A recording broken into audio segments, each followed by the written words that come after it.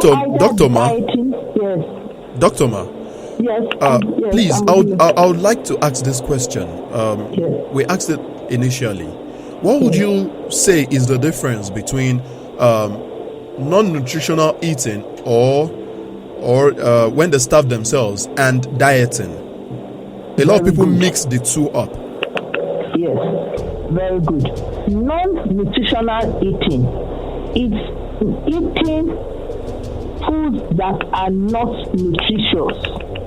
For example, talking of anorexia and nervosa, they just go off foods that are rich in calories. Are you getting me? Yes. And we need these calories.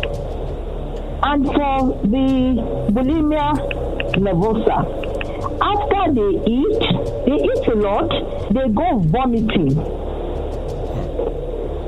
in a way to make sure that they don't put on weight. And while they are vomiting, they are losing a lot of electrolytes. Definitely. Losing a lot of electrolytes. And these electrolytes are important for the body, for the functioning of the muscles and the nervous system, even for hydrating the body. There are a lot of advantages of the electrolytes. So, with the disorder of bulimia nervosa, they lose these electrolytes, and thereby that is resulting in poor nutrition. When we talk about nutrition, we're talking about taking the nutrients. And the nutrients are your fats, your carbohydrates, your protein, and the minerals and vitamins, which are these electrolytes.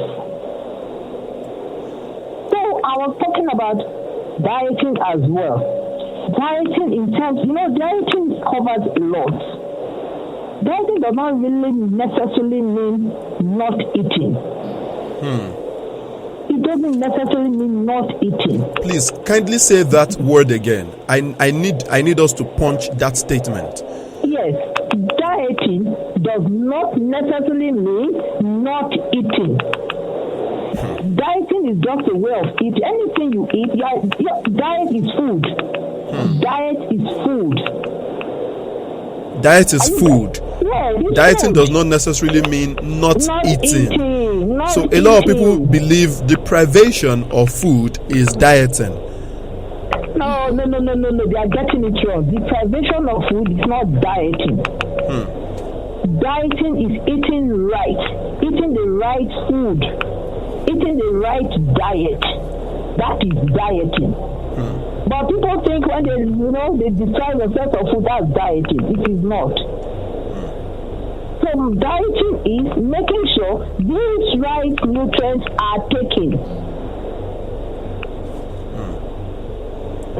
So in bulimia nervosa, as I was saying, some go fasting, some go through excessive exercises, and thereby resulting in poor nutrition.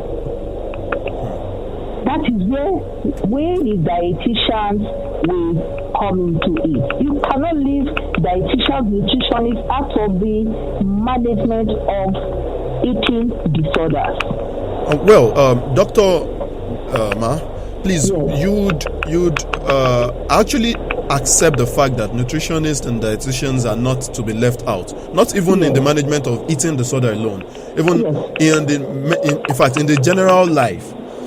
Even as a sports person, I remember when I was actively playing the likes of handball with my military school. I remember there were some certain food that we were always advised to eat. In fact, there were some certain calorie-rich food that we were always given before matches to help us shoot our energy levels without having to use steroids and drugs and whatever. Natural food substances that would give us the right proportion of energy. Now, Ma, even to the extent of surgery, medications, there are specific types of food to be eaten. Beautiful. Thank you.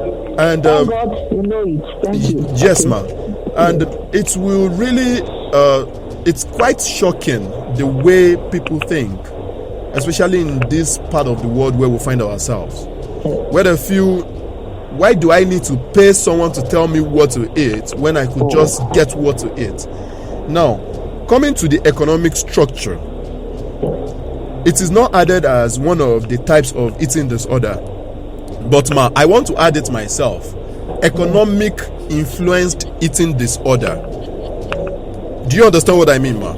Yeah, go on. Now, this particular eating disorder, can we say that because of the social strata of someone, their economical or financial state, could it also affect their eating abilities? No. Thank you very much. Financial or social status does not affect the eating pattern, eating right. What we need is education, nutrition education. Many people are ignorant of what they should eat. Being a poor person, not socially buoyant, does not, or economically buoyant, does not mean that one should not eat healthy. But nutrition education is the key word, which we have to try and propagate. Because in eating right, there are varieties of food. Variety is the size of life, but there are varieties. And these varieties also come into costing. If as a rich man or as a poor man you cannot afford it, there's another one you can afford which has the same nutrients. There is definitely another one you can afford which has the same nutrients. Which has the same nutrients.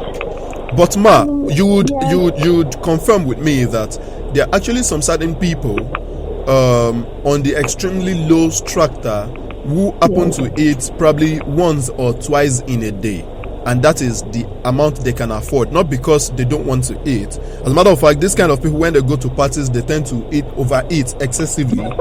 Yes, because they know that once they live there is no means. You see these people coming with nylon bags and several stuffs to parties to part away with. I'm not talking about the greedy ones who actually can afford food normally. We know those people actually exist. But there are some people who really cannot afford this food. How do you advise we still be able to balance their nutrients? I tell you. The issue we have in this country is our priority. And yes, agreed. There are some people who take a meal per day instead of the 3 meals. But when you look into them, there are other things they are doing with the money, which is not food. There is as much as possible. We don't believe in laziness. Are you getting me? Yes, I am. Yes, I don't encourage laziness. Those people that cannot afford one meal, do they go out to look for something to keep them going? There are some things that are so cheap that they can afford. Food, I mean. So once our priority is wrong. Some of these people cannot eat. The money they spend on their clothing is more than food, my brother. It's more than food. You will see them, they'll go begging, but when they have something they are doing with money that is not food. And meanwhile, food is priority. In my own home, food comes first. It's because I know the importance of the nutrients in this food. Before all other things are secondary. And then laziness. We should go out and get something doing. No matter how small it is. You'll be able to, if you cannot cook, then you go and buy a little, the one of the prepared one. You can even cook a particular meal for a time of the day and eat it twice. That's true. And eat it twice. And when you cook, it's cheaper than when you even buy. Thank you very much. This is Mental Health Show with James Osuntoogunjames, and I have on the show with me Dr. Mrs. R.A. Fakunle on the call, and I have Mrs. Lydia Jesutofumi Adeladon in the studio right here. It's been a wonderful time, Ma. We hope to continually sensitize people as regards these various mental illnesses, especially when it comes to eating disorder. We really appreciate you, Ma. Thank you very much for your time. Thank you very much. Yes, I'm always available anytime you call on me. Yes, I really appreciate that. We really appreciate you. Thank you very much. And at some subsequent time, would also call on you for because the time is no longer on our side. But then we would be making probably a podcast such that we could have a lengthy and well-detailed information about the nutritionist part and the psychological part of the eating disorder. Thank you very much, Doctor. Thank you. Have a great time, Ma. I need to. Bye-bye. Bye, Ma. Bye-bye. Yes, back to the studio here. She has addressed bulimia nervosa. Now, what are the things you feel, what are the ways you think we can? You've already spoken about self-acceptance. Are there other ways you feel we can correct this situation before we go? What I can say is it's treatable. Eating disorders can be treatable, and we have a lot of approach that can go into it. It's a teamwork. So individuals should just try and seek help. But the most important thing is most times people that are going through eating disorders, they don't come to terms that they have problems. They feel they are doing the right thing because they want to maintain a particular body shape and body image.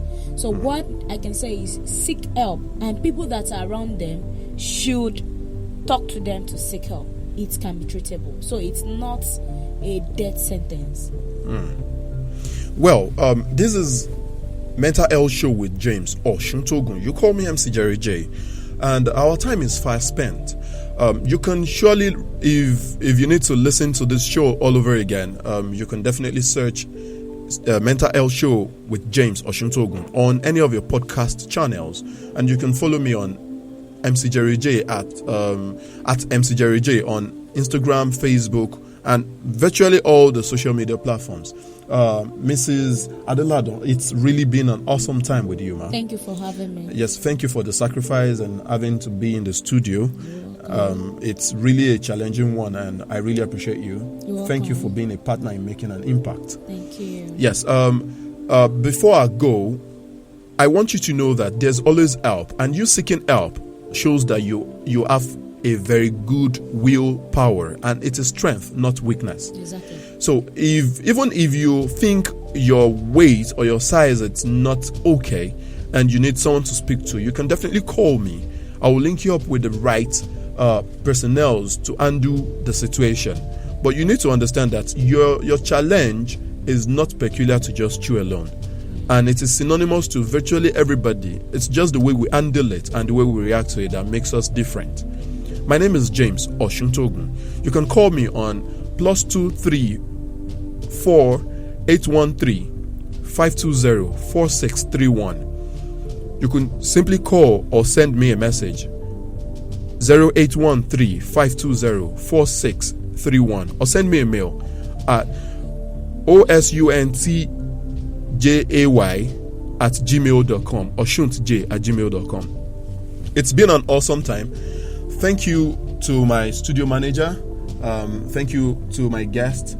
Thank you to the fans out there. Thank you for every audience out there. I'm seeing several messages pop into my phone as regards remarks from this show. Thank you very much.